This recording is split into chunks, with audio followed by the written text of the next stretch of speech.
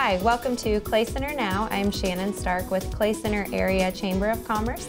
And today I am at Garfield Elementary School in Clay Center, and we're talking about the redesign process. We've spoken with the high school and the middle school, and I'm excited to see the elementary school's point of view and how it's a little different from what the other schools have implemented so far with their redesign. So we're just gonna jump right in and kind of start off. If you guys want to introduce yourselves, and then we'll talk about who else is on your team from the elementary school. Very good. I'm Jeff Edwards. I'm a fifth grade teacher here at Garfield. I've been working the redesign throughout this year.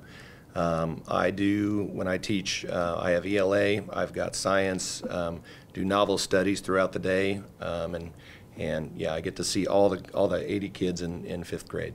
So. I'm Amanda Kelly. I'm the special ed teacher here at Garfield. This is my second year here, and I've been part of the redesign process since we've started. We also have six other people on our team, actually. We have our principal, Sarah Armstrong. We have two fourth grade teachers, Stephanie Lane and Angela Ferguson, and then we have two fifth grade teachers, other than Jeff Edwards, Nicole Shirley and Chris Galindo is part of our team. Very good. Yeah. So as a team, you have a team of 7 then? 8, right? 8. You guys have done some training to get introduced to this redesign process and what it's really going to look like. I spoke with the high school and the middle school, and they've gone to Salina, and you were on those trips as well? Yeah, about every 2 weeks we go meet in Salina with a team from the state and with other school districts that are going through the same process. And then usually in between the weeks we meet one day in between the 2 weeks every time out at Life's Finer Moments here in Clay Center, where we come together, collaborate, and talk about where we're headed. So you meet with the other schools, like as a district, or you meet just as your team of 8? When we're here in town, we're just meeting with all the schools in the district, and we talk about where we're going, how the process is going, give each other feedback and kind of bounce ideas off of each other, and also continue this planning process because it is a big change.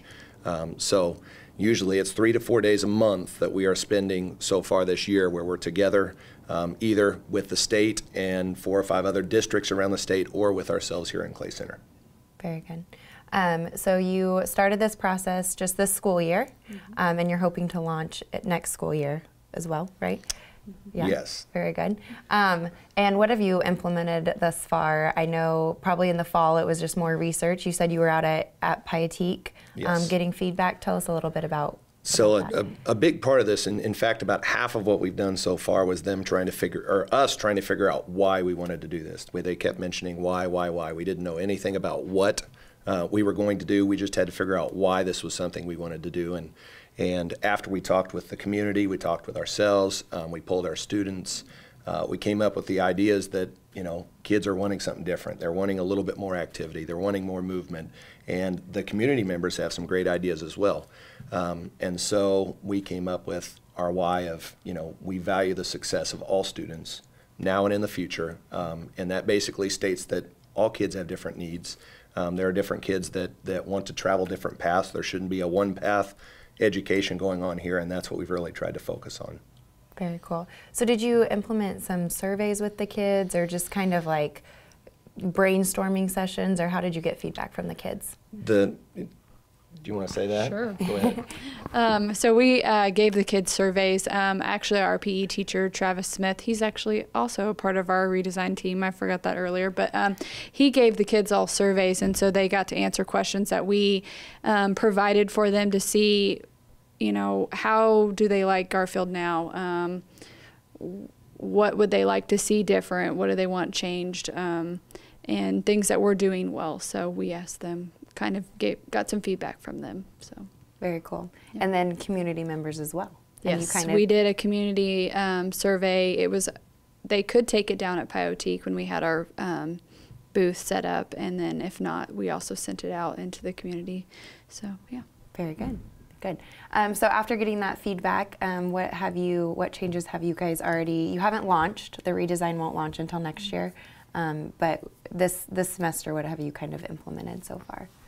So far, we've started out, we've added our AM tutoring on Tuesdays and Thursdays for students to come in before our contract hours. We have teachers that have volunteered to come in and help the students, provide them that extra time to work on their homework or things that they're behind on and they know they need to work on.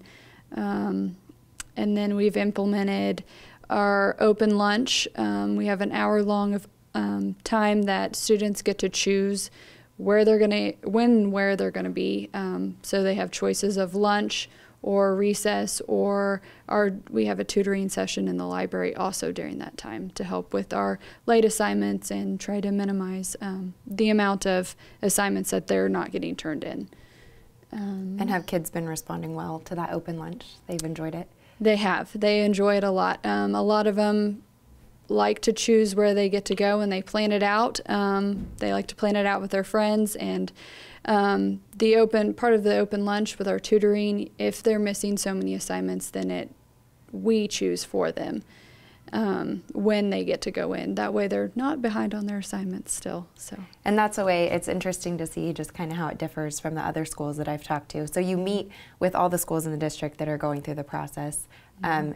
And I like to see how you guys structured a little more because they're younger, but they also get that choice.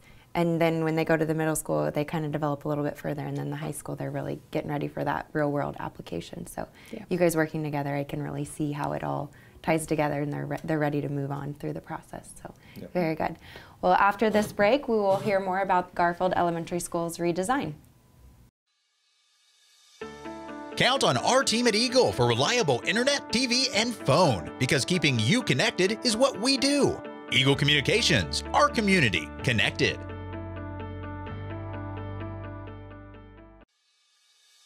Count on our team at Eagle for business class phone, internet, and technology solutions, because keeping your business connected is what we do. Eagle Communications, our community connected. Welcome back to Clay Center Now. I'm Shannon Stark with Clay Center Area Chamber of Commerce. I'm here with Garfield Elementary School talking about the redesign process.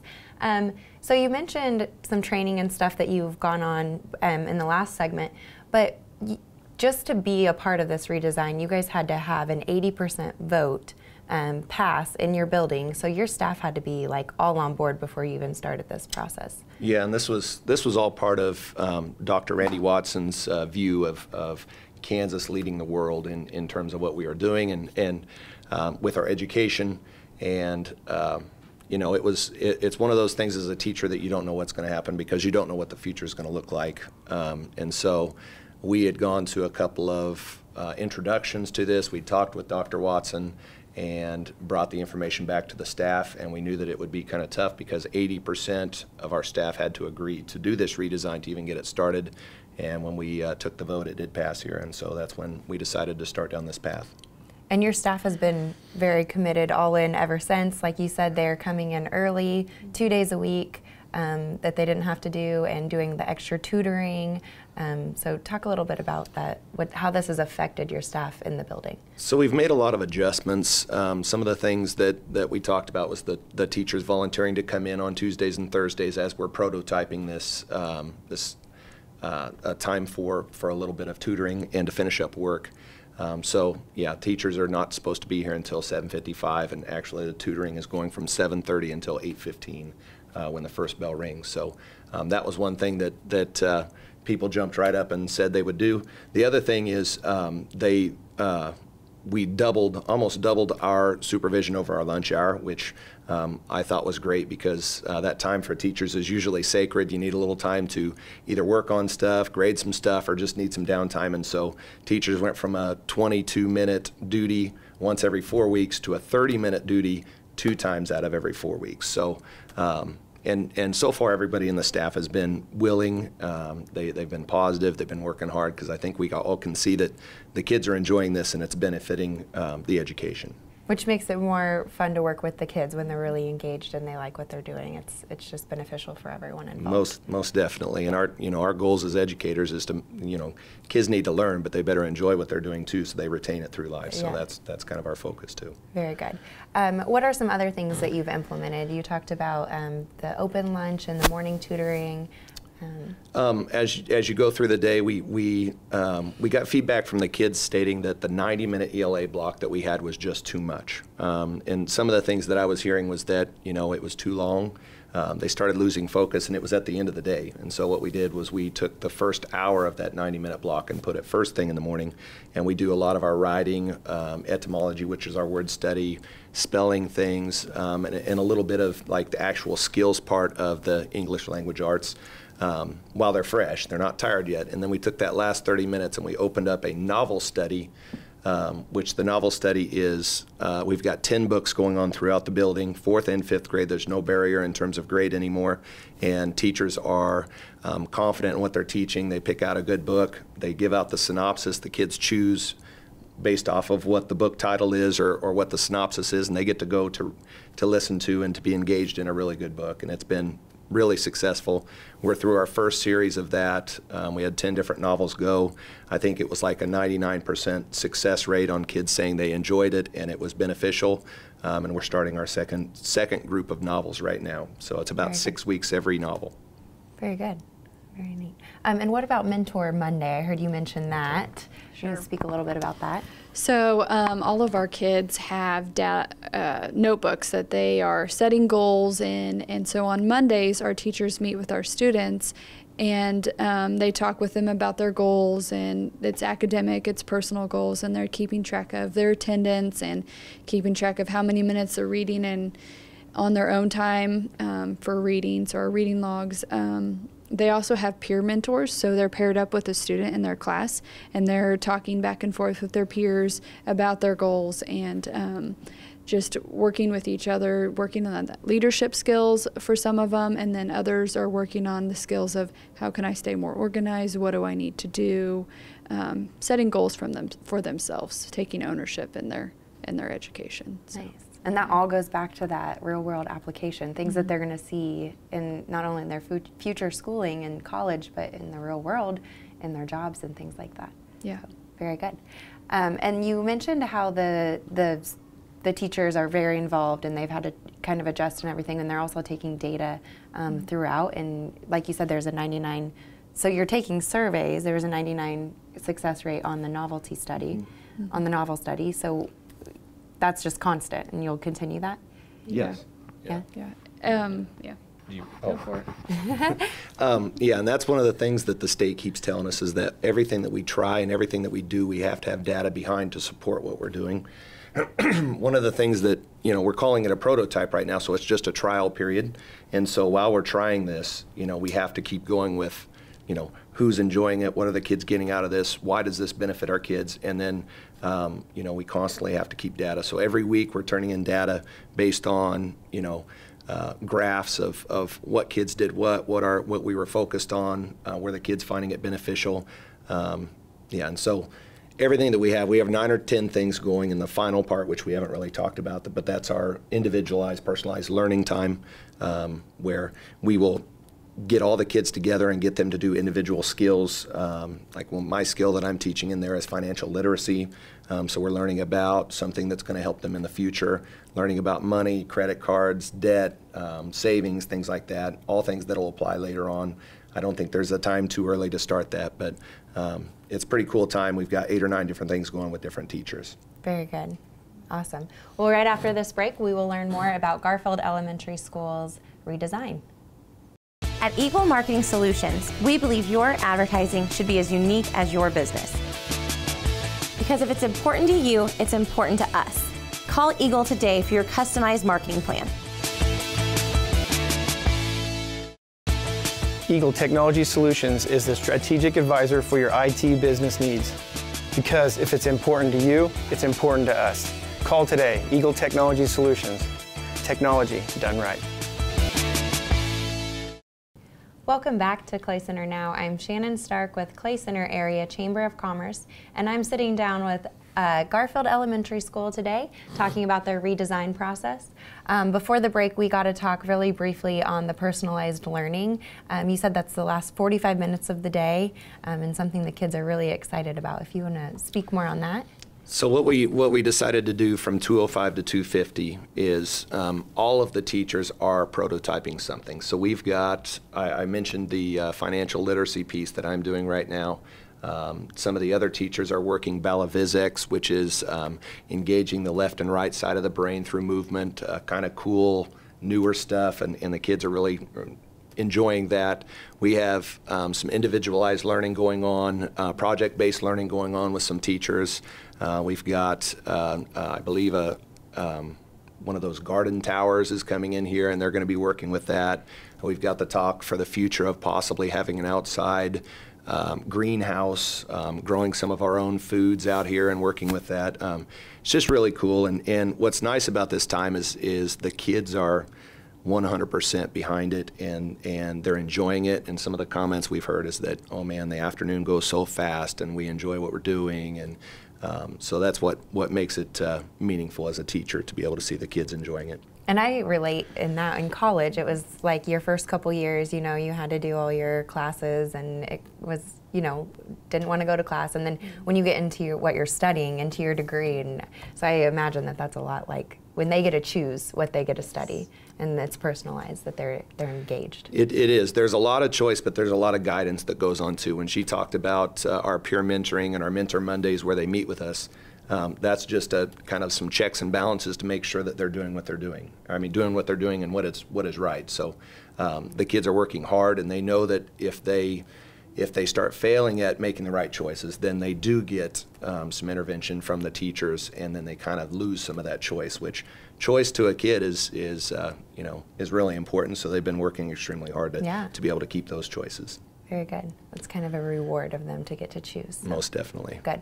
You guys are also a school that implements the 7 habits, and you've been doing that for how many years now? It's been 4 or 5 years that we've been a Leader in Me school. And the 7 habits is another way that it just helps guide the behavior of the students. So we talk about, you know, students being proactive and making the right choices. That kind of fed right into what we're doing right here. Getting their work done, beginning with the end in mind, thinking win-win, trying to find a way that everybody wins in a situation. You know, and then it also talks about, the last half of it talks about students, you know, taking care of their bodies, taking care of themselves, sharpening their own saw, working well with others, and you know, staying positive throughout their own education. All things that will resonate throughout life. Yeah, and you'll still start every day with those habits in mind, and habits they can take on into the real world. So. Definitely, yes. So very good. And you spoke a little about the kids reacting to this and how their day goes so much faster and things like that. Do you feel like they're excited to be here now and it's changed from the past? Sure, I think they're super excited. We have kids coming in with smiles on their faces, and they're just, when you have conversations with them in the hallway and you ask them how it's going and what do they think, they all seem to be pretty positive. You know, they're excited. They're not ready to put their backpacks on at the end of the day and go home. They just feel like they just got here. So it's really exciting to see that they enjoy being here, and it's going well for them. So that's huge. I think that is success right there. Yeah. So these are all prototypes that we've talked about, all the things you've implemented this far, and you plan to launch next fall in August. Will that continue to be a process? Will you continue to collect data and maybe change things throughout? Once you're launched, you're not stuck in that? Yeah, for sure. We'll continue to collect that data and see if things are still progressing and giving us positive data, because if it's not positive data, we won't continue with it. So, yeah. And continue to make changes for the kids so that they don't get bored. Yes. Yeah. Very good. I would say also one of the main things that we have to do is we have to continue to communicate with our parents and with our community, because they don't get to see what's going on in the inside. And, you know, there's great things happening in here. And sometimes, you know, people wonder about like the open lunch, what's going on, are they being supervised? And the kids are always, we have people signing up and they're everywhere throughout the building, and the supervision is great. And the teachers stepping up like this is awesome. And I think the reason it's happening is because we can see the impact that it's having with the kids. We can see the smiling faces that Amanda just mentioned right there. And to me, that's the reason we're in education, is because we want to make it a meaningful time for them. Any time that you've been in a classroom and you remember that class, remember the stuff, it was because it was a good teacher, and it was because you enjoyed what you were doing there. And we can see that happening right now. So all the extra time, all the extra days, all the extra work, to me is worth it, and I think that our staff is on board with that as well. That's awesome. Yeah, very good. You spoke a little bit about your why, and that's something you guys had to develop early on. And following that, you have a vision. What is your vision? Our vision is 3 parts. We want the students to be engaged in their learning, so we want them to take part in it. We want them to have a choice and a say. We want them to be equipped with the necessary things to make them successful as students.